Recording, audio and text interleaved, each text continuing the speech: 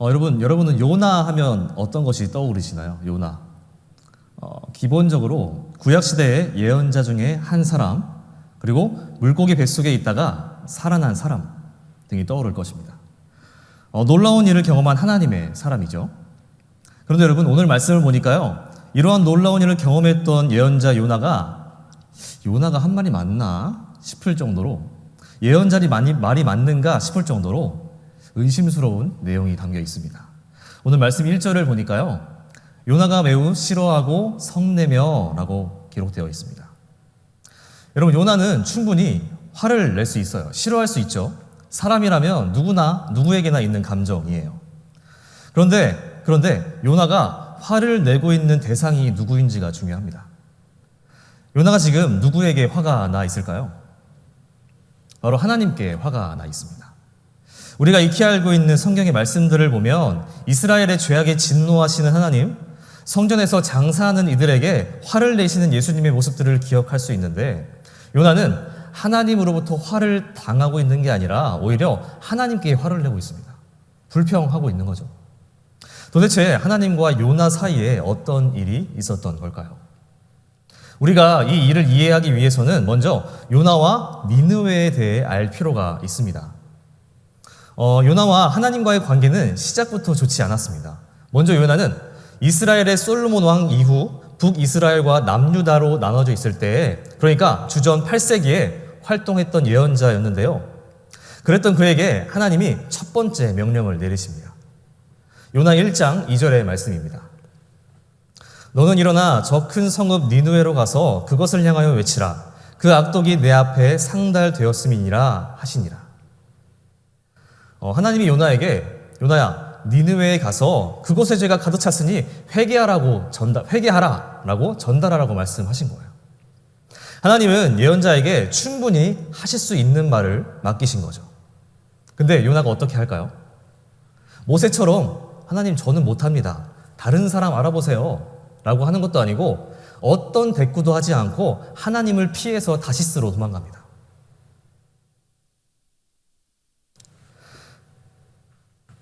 그런데 그렇게 하나님을 피해 배를 타고 다시스로 가던 요나는 폭풍을 만나게 되는데요. 배에 타고 있던 사람들은 이 폭풍이 누구 때문인지 원인을 찾다가 제비를 뽑더니 그 폭풍의 원인이 요나임을 알게 되죠. 그 즉시 사람들은 요나를 배 밖으로 던져버리는데, 요나를 배 밖으로 던져버리니까 그 즉시 폭풍이 잔잔하게 되었다고 기록합니다. 그 후 요나가 어떻게 되었을까요? 요나 1장 17절에 보시면 여호와께서 이미 큰 물고기를 예비하사 요나를 삼키게 하셨으므로 요나가 밤낮 3일을 물고기 뱃속에 있으니라. 그렇죠. 우리가 잘 알고 있는 것처럼 요나는 하나님이 예비해 두신 큰 물고기에게 삼켜지게 되고 그곳에서 며칠을 지내게 되는데, 그곳에서 요나는 하나님께 기도를 드리게 됩니다. 그 기도가 요나서 2장에 기록되어 있습니다. 기도를 요약하자면 이런 거예요. 하나님, 물고기 뱃속에서 저를 구해주신다면 하나님의 명령은 무엇이든지 지키겠습니다. 하나님은 요나의 이 기도를 들어주시고 물고기에게 명령하셔서 요나는 육지로 살아나올 수 있게 되죠. 요나가 육지로 나온 후에 하나님은 한 번 더 요나에게 명령하세요. 니느웨로 가서 죄가 가득 찼다는 것을 알려라. 하나님이 처음 명령했을 때 요나는 하나님께 어떠한 대꾸도 하지 않고 하나님을 피해서 도망쳤으나, 이번에는 자신이 하나님께 했던 서원도 있고 목숨도 건졌으니 감사함에 하나님의 말씀에 순종합니다. 그리고 곧장 니느웨로 가죠. 니느웨 가서 외칩니다. 40일만 지나면 니느웨가 무너집니다. 여기 성경에서 외쳤다고 표현하는데 정확히는 건성건성하면서, 여기요, 40일만 지나면 니느웨가 무너진대요. 저기요, 40일만 지나면 니느웨가 무너진다니까요. 이런 식으로 어떤 하나님의 말씀을 전하는 것처럼 한 것이 아니라 건성건성 말씀을 전했을 것입니다. 요나의 이 외침에 어떤 일들이 일어날까요? 3장 5절 6절의 말씀입니다. 니느웨 사람들이 하나님을 믿고 금식을 선포하고 높고 낮은 자를 막론하고 굵은 베옷을 입은지라. 그 일이 니느웨 왕에게 들림에 왕이 보좌에서 일어나 왕복을 벗고 굵은 베옷을 입고 제 위에 앉으니라. 요나의 외침에 니느웨 사람들은 요나를 정신 나간 사람 취급할 수도 있었고 헛소리하지 말라며 박해할 수도 있었습니다. 그런데 이 말씀과 같이 오히려 니느웨 사람들이야말로 갑자기 하나님께 정신이 나간 사람들처럼, 하나님께 정신이 팔린 사람들처럼 하나님을 믿고 금식을 선포하고 하나님께 회개합니다. 백성들뿐만이 아니라 6절에 보니까 니느웨의 왕까지 그 소식을 듣고 왕복을 벗고 베옷을 입고 금식하며 하나님께 회개하죠. 이처럼 니느웨의 회개를 통해 하나님은 그들의 죄를 용서하기로 하셨고 3장 10절의 말씀처럼 하나님의 뜻을 돌이키시고 그들에게 내리려고 말씀하신 재앙을 내리지 않기로 작정하십니다. 니느웨 또한 소돔과 고모라처럼 심판받아서 멸망받아야 마땅했지만 하나님의 일하심과 요나의 외침으로 인해 니느웨는 하나님의 심판을 면할 수 있게 된 것이죠. 여러분, 여기까지가 요나서의 주된 내용입니다. 요나가 하나님의 명령에 따라 니느웨를 구한 사건, 요나가 하나님의 말씀을 들은 과정이 어떠했든지 너무나도 아름다운 결과가 아닐 수 없어요. 해피엔딩이죠. 그런데 요나서는 여기에서 끝나지 않습니다. 요나서의 기록의 목적이 니느웨의 구원에만 있었다며 요나서는 3장에서 끝나야 됐어요. 그런데 요나서가 3장에서 끝나지 않고 오늘 본문인 4장으로 이어집니다. 4장 1절의 말씀을 다시 보겠습니다. 요나가 매우 싫어하고 성내며, 요나의 외침으로 니느웨가 하나님께 용서받고 목숨을 건졌습니다. 여러분, 우리의 기본적인 생각으로는 사람의 생명을 살린 일은 너무나도 기쁜 일이죠. 아무리 타국이라고 할지라도 사람의 생명을 귀중하게 여기는 사람들이라면 당연히 함께 기뻐할 만한 일이에요. 지금 우크라이나와 러시아가 한참 전쟁 중인데 우크라이나와 우리나라와는 크게 관련이 없는 나라이지만 우크라이나와 러시아의 전쟁이 하루빨리 끝나서 한 사람이라도 더 생명을 얻는다면 우리 모두가 함께 기뻐해 주지 않겠어요? 사람의 생명을 구하는 일이라면 당연히 함께 기뻐하고 축하해 줄 일이죠. 근데 여러분, 성경에 기록되어 있는 하나님의 말씀을 대언하는 예언자가 한 나라가 구원되는 것을 보고 매우 싫어하고 성냈다고 합니다. 하나님의 말씀을 대언하는 사람의 태도라고 볼 수 없겠죠. 도대체 왜 요나가 한 나라의 생명을 구하고선 하나님께 화를 내고 있는 걸까요? 그 이유가 무엇이냐면 니느웨는요, 여러분, 아수르라는 나라의 주요 대도시 중에 하나였다고 해요. 니느웨가 아수르의 땅이었다는 거죠. 당시 이스라엘과 아수르는 사이가 굉장히 좋지 않았습니다. 아수르가 이스라엘의 심각한 위협이 되었다고 하고요. 심지어 이스라엘은 아수르에게 조공을 바치는 관계였다고 해요. 게다가 구약에서는 이방인들에게 하나님은 당연히 없고 구원조차 없다고 생각했던 시기였죠. 그러니까 요나의 생각에 이방인 나라이며 적대국인 국가는 정말 눈의 가시처럼 느껴졌을 것입니다. 그런데 그렇게 생각하고 있는 요나에게 하나님이 말씀하시는 거예요. 니느웨가 회개하고 돌아오도록 외쳐라. 그들을 향해 내 마음을 전해라 라고 하시는 거죠. 여러분, 하나님의 명령에 불순종할 수밖에 없었던 요나의 마음이 좀 이해가 되시나요?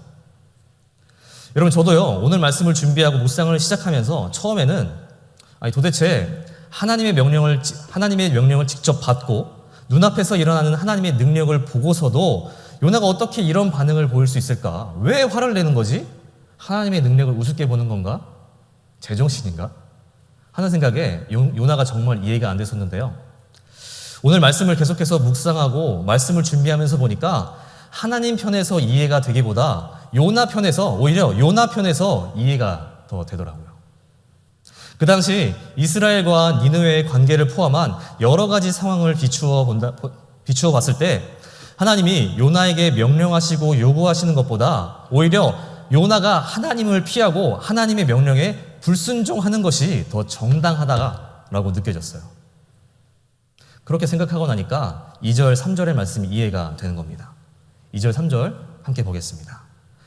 여호와께 기도하여 이르되 여호와여 내가 고국에 있을 때에 이러하겠다고 말씀하지 아니하였나이까. 그러므로 내가 빨리 다시스로 도망하였사오니 주께서는 은혜로우시며 자비로우시며 노하기를 더디하시며 인애가 크시사 뜻을 돌이켜 재앙을 내리지 아니하시는 하나님이신 줄 내가 알았음이니이다. 여호와여 원하건대 이제 내 생명을 거두어 가소서. 사는 것보다 죽는 것이 내게 나음이니이다 하니. 무슨 말인가요, 여러분? 요나의 감정을 좀 실어서 한번 읽어볼게요. 하나님, 제가 이럴 줄 알았어요. 니느웨 사람들 쟤네 다 죽고 심판받아서 죽어야 마땅한데 쟤네가 회개하면 하나님이 살려주실 줄 알았어요. 그래서 제가 하기 싫었던 거예요.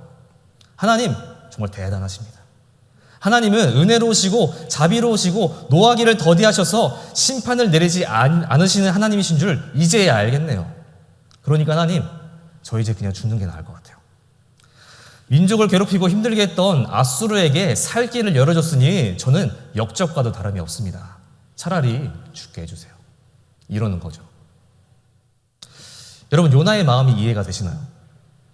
아수르가 싫어서 하나님의 말씀대로 하는 것이 너무나도 싫었는데 그래서 그냥 억지로 사실만 지나면 니느웨가 무너집니다. 감정 없이 외쳤는데 그들이 구원받았어요. 요나는 너무너무 못마땅했을 것입니다. 아수르가 싫고 하나님의 명령이 미웠는데 그 결과를 보며 더 싫고 더 미워졌을 거예요. 여러분, 저는 이 모습을 보면서요. 왜 하나님은 우리가 좋아하는 일보다 우리가 싫어하는 일을 더 권면하실까 하는 생각이 들었습니다.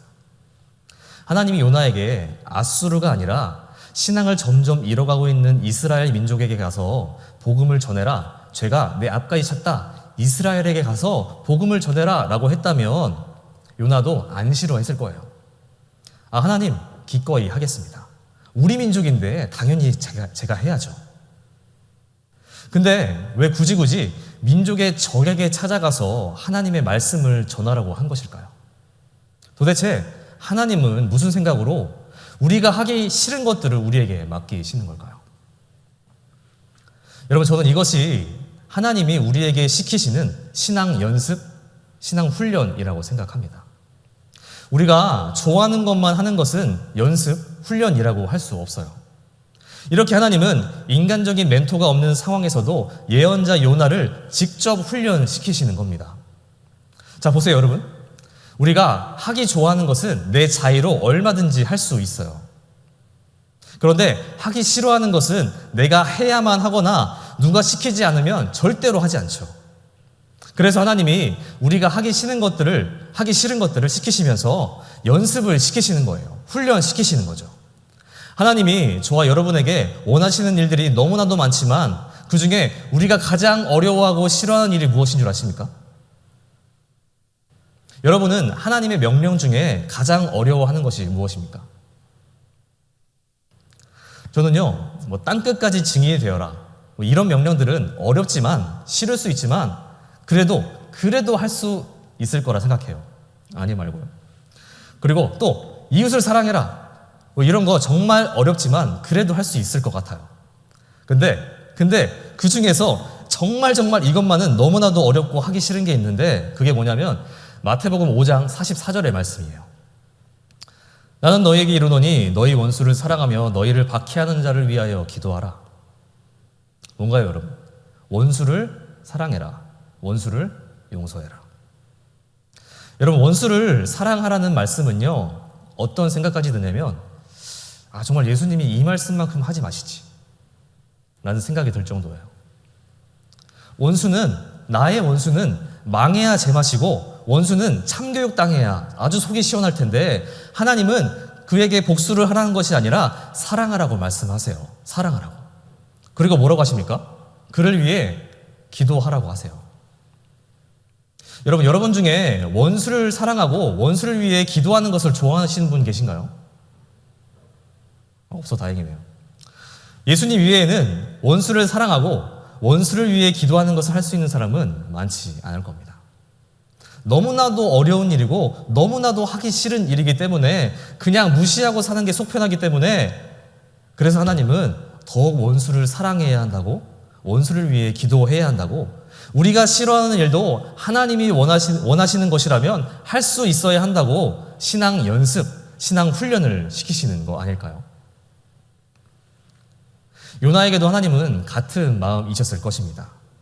그래서 요나가 싫어하는 일을 맡기시면서도 그가 연습할 수 있도록, 훈련할 수 있도록 기회를 준 거예요.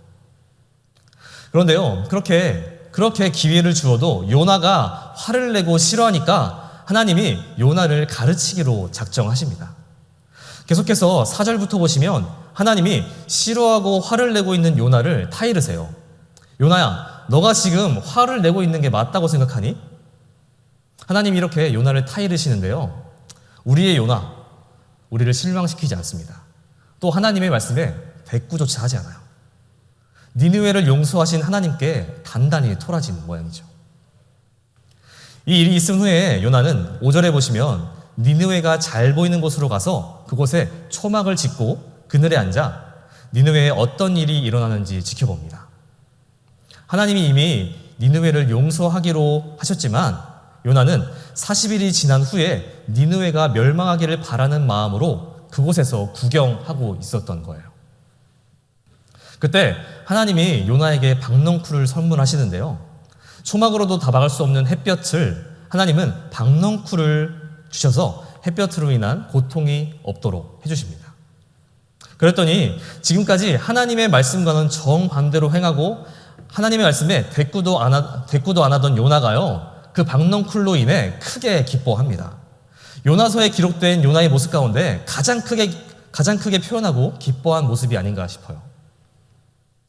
여러분, 여기서 요나가 기뻐한 것으로 요나서가 끝이 났다면 해피엔딩일 수 있죠. 그런데 여기서부터 하나님의 신앙 훈련이 시작됩니다. 요나가 가장 기뻐할 때, 가장 행복할 때 그 기쁨과 행복의 원인을 제거하시고 요나 편에서 극악의 상황을 만드시죠.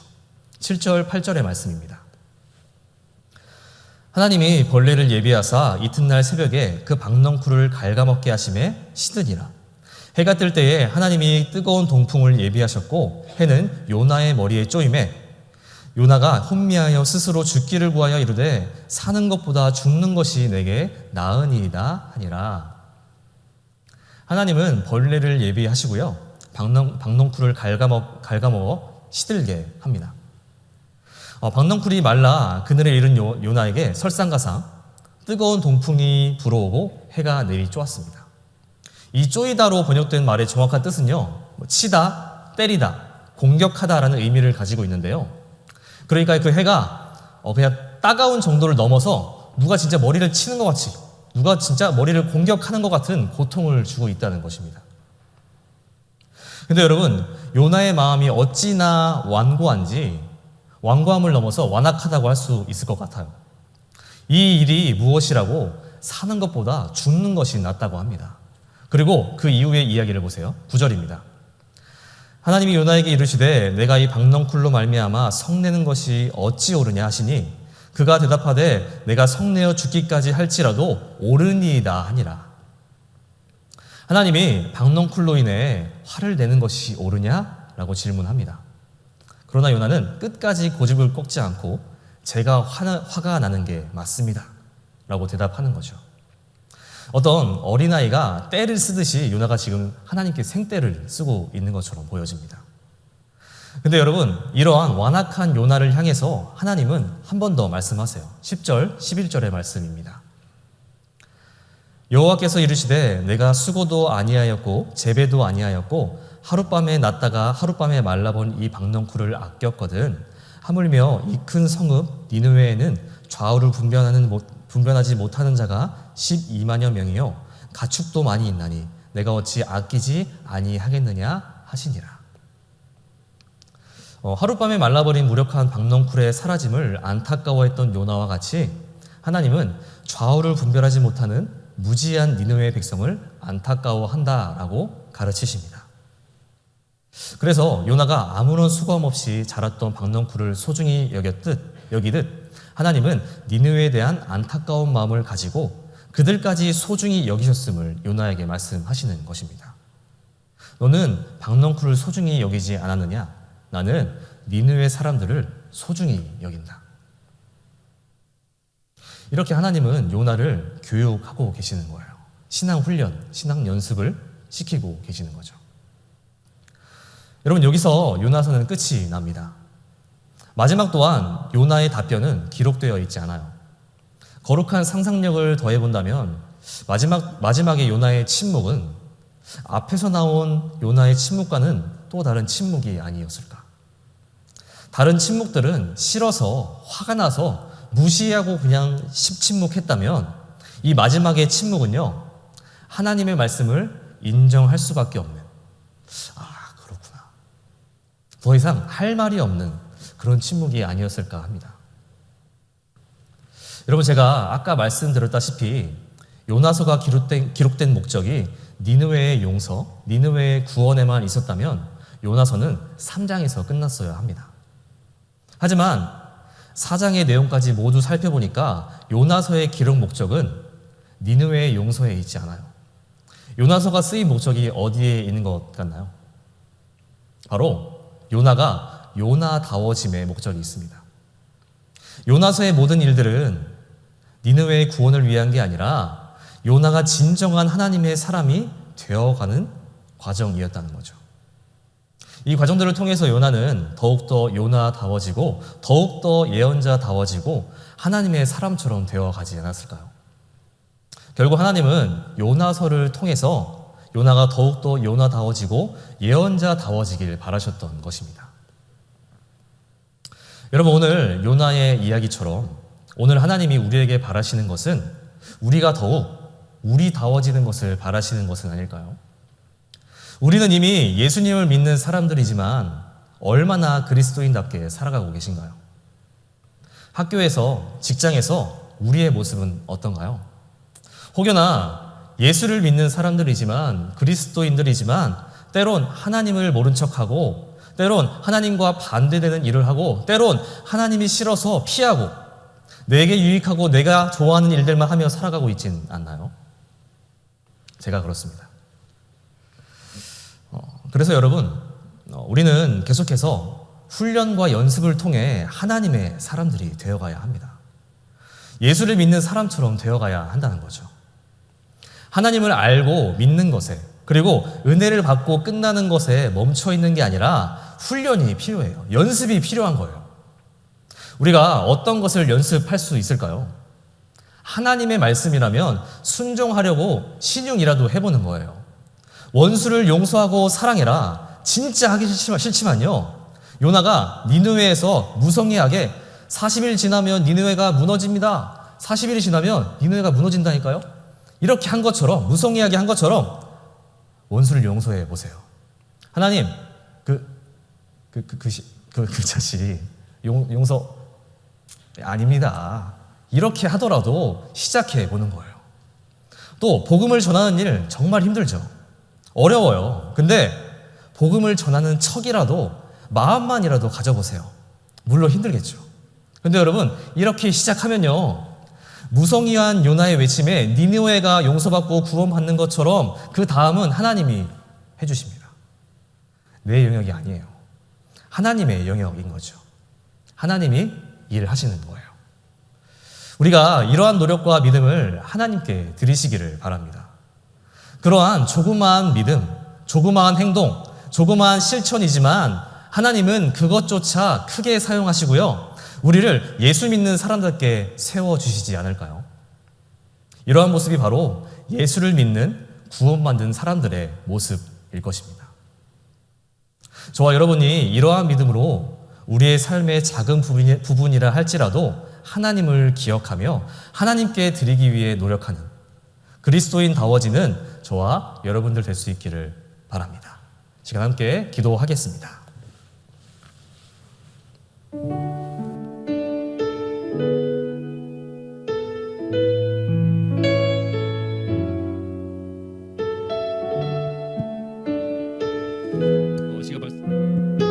이 시간 말씀을 기억하며 함께 찬양하기 원합니다. 제가 찬양하실 때에 우리의 삶을 드리기로 작정하시면서 고백하며 함께 찬양하겠습니다.